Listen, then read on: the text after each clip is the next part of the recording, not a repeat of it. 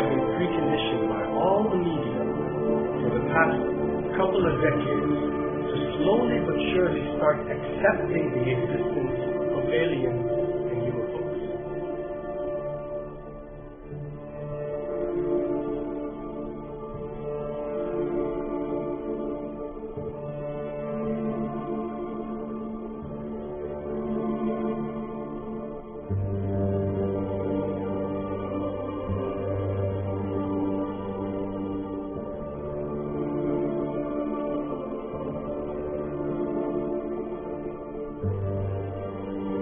I can tell you right now that 99% of every UFO sighting that has ever taken place has actually not been an unidentified flying object, because it has always been military technology.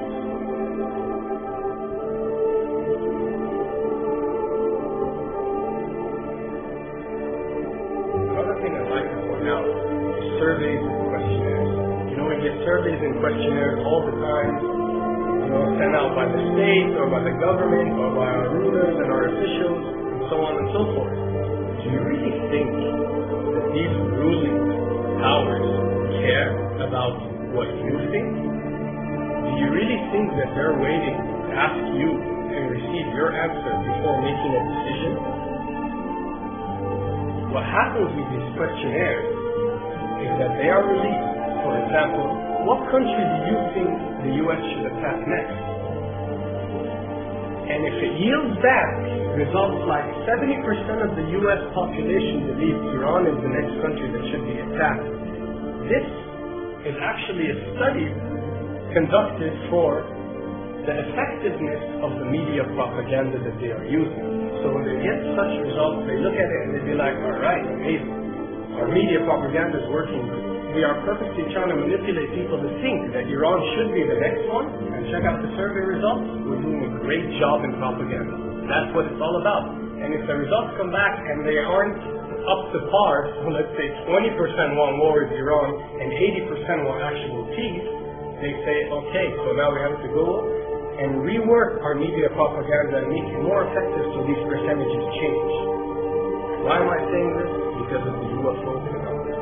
Since the 60s, the amount of people who believe in extraterrestrials has skyrocketed, and they're only increasing day by day in our modern world. This only confirms the success and the plans that are taking place to first manipulate you to believe in UFOs, and second, to conduct a UFO attack that is going to force the whole world to unite to fight off this enemy and accept the New World Order. A former Canadian government official is warning we may be on the verge of intergalactic war, saying, quote, the Bush administration has finally agreed to let the military build a forward base on the moon, which will put them in a better position to keep track of the comings and goings of visitors from space, and to shoot at them if they so decide. I was introduced to the late Dr. Wernher von Braun in the U.S., the father of rocketry.